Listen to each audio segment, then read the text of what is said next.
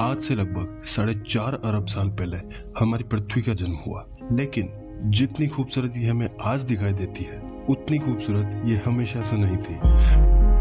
शुरुआत में यह 1900 डिग्री सेल्सियस के लावे के साथ एक आग का गोला हुआ करती थी।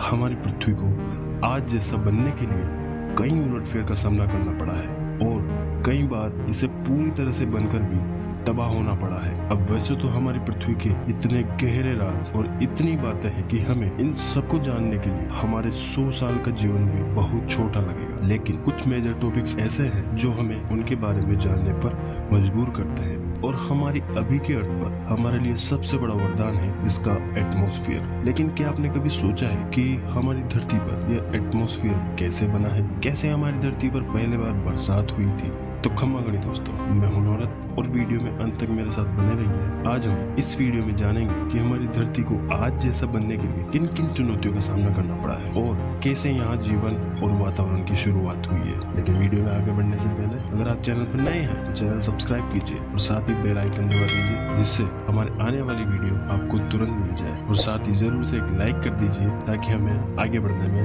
मदद मिल सके।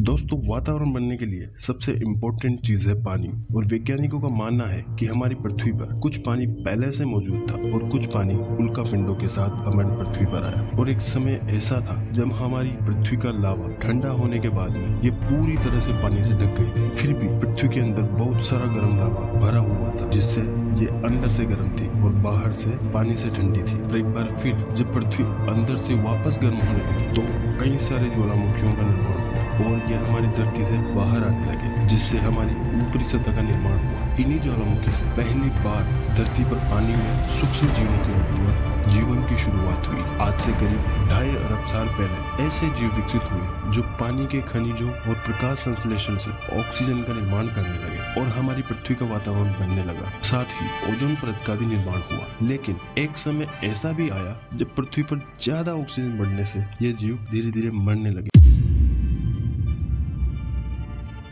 इस समय वायुमंडल का दाब भी आज के मुकाबले लगभग 2 गुना था। एक दिन आज के मुकाबले 12 घंटे हुआ करता था। समय बीता और पृथ्वी की सतह खिसकने लगी, जिससे एक बार फिर गर्म लावा धरती के बाहर आ गया और वातावरण में CO2 की मात्रा बढ़ने लगी। लेकिन इस बार पृथ्वी पर वातावरण होने से एसिड के बादल बनने लगे और पहली बार धरती पर एसिड की वर्षा होने लगी।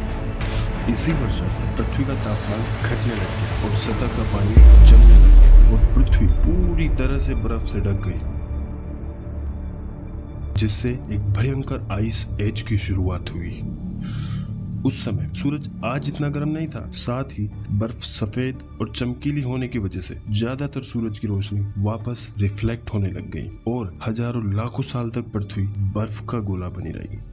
कुछ हजार साल बाद एक बार फिर से ज्वालामुखी फटने लगे और धरती की बर्फ पिघलने लग गई। लेकिन वातावरण में फिर से CO2 की मात्रा बढ़ने लग गई, जिससे एसिड की बरसात दोबारा शुरू हो गई और फिर से पृथ्वी बर्फ से ढक गई। ऐसा बार बार कई बार हजारों साल तक चलता रहा। इसी बीच जो जीव पानी में बचे हुए थे वे धीरे धीरे विकसित हुए और पानी में वनस्पति बढ़ने लग गई, जिससे वातावरण में ऑक्सीजन की मात्रा बढ़ने लगी। पृथ्वी की ओजोन परत और मोटी होने लगी, जिससे एसिड की बरसात भी कम होने लग गई और वातावरण धीरे धीरे स्थिर होने लग गया।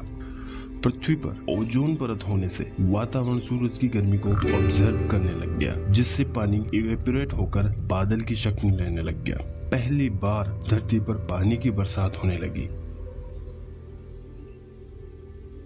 और अगर आपने हमारा पिछला वीडियो देखा होगा तो उसमें आपने बादल को पूरी तरह से जान लिया होगा। अगर आपने हमारी बादल वाली वीडियो नहीं देखी तो डिस्क्रिप्शन में लिंक है वीडियो के बाद, उसे भी जरूर देख लेना। जब ये पानी की बरसात शुरू हुई तो इस बरसात के कारण 47 करोड़ साल पहले धरती पर पानी के बाहर पहली बार मोसोस नाम के पौधे उगने लगे और धीरे धीरे ये अलग अलग पौधों के रूप में विकसित हुए। अलग अलग प्रकार के पेड़ पौधे उगने लगे।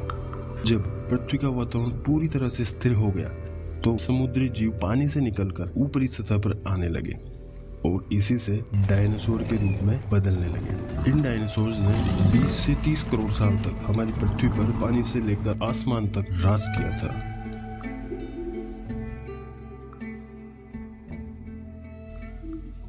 लेकिन अचानक आज से 6.5 करोड़ साल पहले हिमालय से भी बड़ा 4.5 लाख करोड़ किलोग्राम वजनी एक उल्कापिंड 80,000 किलोमीटर प्रति घंटा की स्पीड से धरती से टकराया और लगभग 100 करोड़ परमाणु बम जितनी ऊर्जा पैदा की। इससे संपर्क में आने वाले जीव तुरंत ही भाप बन गए और पृथ्वी धूल और CO2 से भर गए, जिससे बाकी जीव दम घुटकर मर गए। इसी से हमारी धरती पर डायनासोर की प्रजाति विलुप्त हो गई। एक बार फिर से पृथ्वी पर एसिड की बरसात होने लग गई और पृथ्वी दोबारा बर्फ से ढक गई, लेकिन इस बार केवल 80,000 साल बाद ही बर्फ पिघल गई। एक बार फिर से धरती पर एटमॉस्फेयर बनने लग गया, फिर से पानी की बरसात होने लग गई। इस त्रासदी में हमारे पूर्वजों ने खुद को छिपा लिया था और उसके बाद ये बंदर से आदि मानव और आदि मानव से वर्तमान इंसान तक विकसित हुए और आज ये विकसित इंसान ही इस एटमॉस्फेयर को तबाह करने लगे हैं। आधुनिक दुनिया के नाम पर कारखाने कई ग्रीन हाउस गैसेस प्रोड्यूस करने लग गए, जिससे हमारे वातावरण को बहुत नुकसान हो रहा है और हिमालय में ग्लेशियर्स भी पिघल रहे हैं, जिससे पानी का लेवल बढ़ता जा रहा है और ये इंसानों के लिए ही खतरनाक है और हमारी पृथ्वी के लिए भी। कम से कम हमारे इस वातावरण को स्वच्छ रखें ताकि हमारे आने वाली पीढ़ियां भी स्वस्थ रहें।